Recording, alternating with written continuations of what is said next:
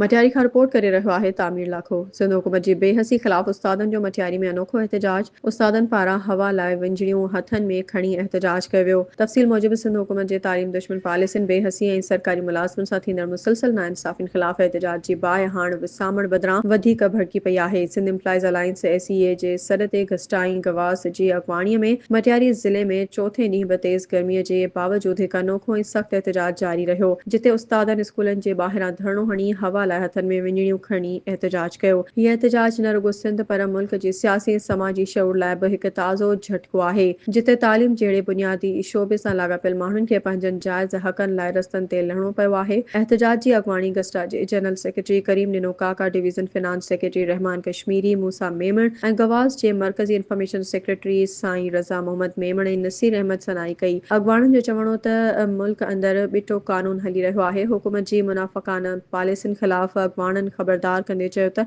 जेकॾहिं हुकूमत पंहिंजी पॉलिसियुनि ते नज़रसानी न कई त तालीम खाते समेत समूरा खाता मुकमल ऐं ग़ैर मुयना मुदत ताईं बंदि कया वेंदा। हाणे मुलाज़िमनि खे ख़ामोश कराइणु मुमकिन न रहियो आहे।